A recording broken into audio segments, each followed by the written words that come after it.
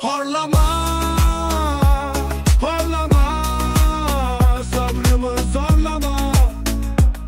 Herkesi uyandıracaksın, yapma. Yavaşça uyanırım, gözlerim mahmur. Ama horlamayacağım diye söz verirsin partnerine. Kilo alıp yaşlanınca bakmışsın sen de, hastalığa kapılmışsın fark etmesen de.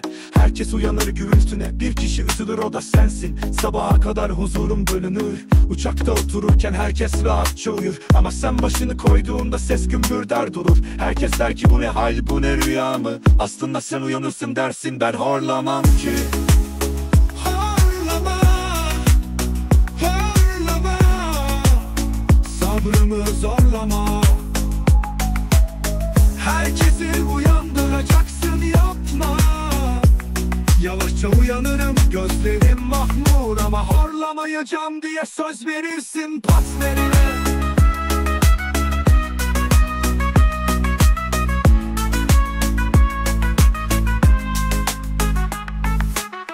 Bazen bir şeyler sinir eder gece. Bazı sesler çıkar fark etmesen de hece hece. Kimse şikayet etmez, belki biraz laf atar. Uykusuz kalınca benim de baterim patlar. Herkes gülerken senin adın anılır. Yine mi horluyor sabaha kadar, nasıl dayanılır? Bir süre sonra herkes bu durumu unutur. Sonra bir bakarsın horlamak herkesin işi olur. Horlama, horlama, sabrımı zorlama.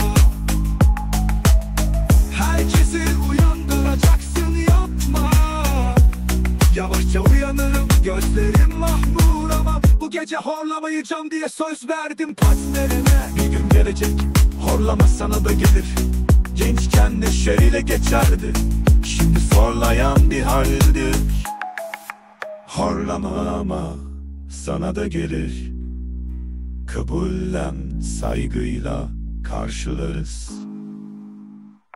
Horlama, horlama, sabrımı zorlama.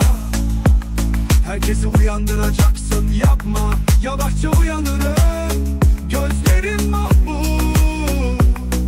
Ama horlamayacağım diye söz verirsin partnerine. Horlama, horlama, sabrımı zorlama. Sen de horlarsın, gülme komşuna. Horlasan da gülüp geç, horlamasan da. Herkes bir gün gelecek, horlayacak sonunda.